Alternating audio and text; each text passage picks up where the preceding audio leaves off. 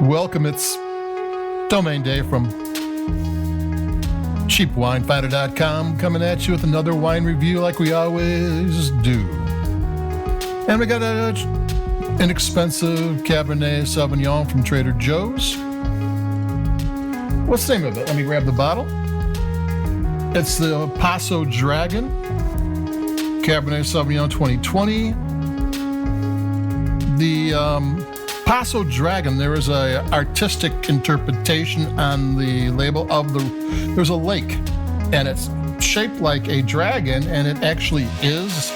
It's not one of those Rorschach ink blots that you have to say what it is and it tells you if you're insane or not. This one actually kind of does look like a dragon. And it's Lake Nacimiento or something like that. It's close enough. Lake Gitchigumi.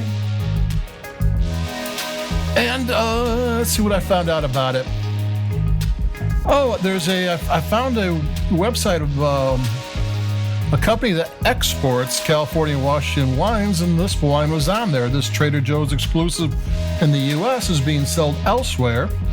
And even though it's $7.99 at Trader Joe's, they were selling it for $10.99, which is 37.5% cheaper, which is about right. Trader Joe's wines, every time I find one that is for sale, like in New York where Trader Joe's can't sell wine, there's about a 40% discount.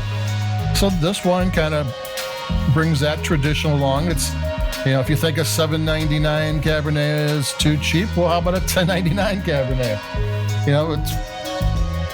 I don't think too cheap until you taste it is ever anything that you can say with any certainty, because you have to taste it to find out if it's too cheap or not. It's not.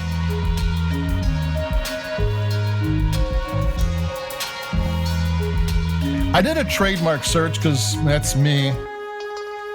And I found out it was made by a family-owned winery from Paso Robles. I won't say who they are. They don't put their name on it, so I won't say it's their wine, but they own the trademark.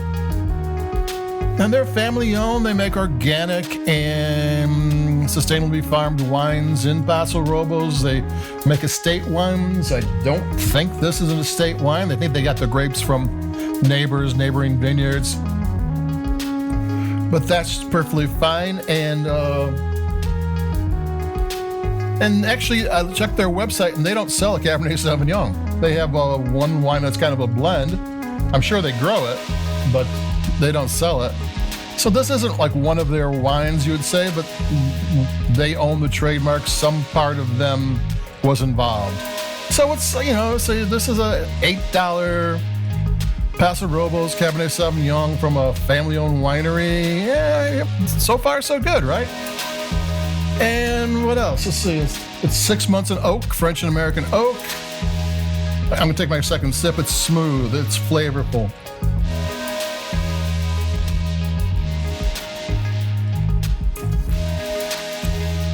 Yeah, it's a solid wine. It tastes great. It's fruit forward.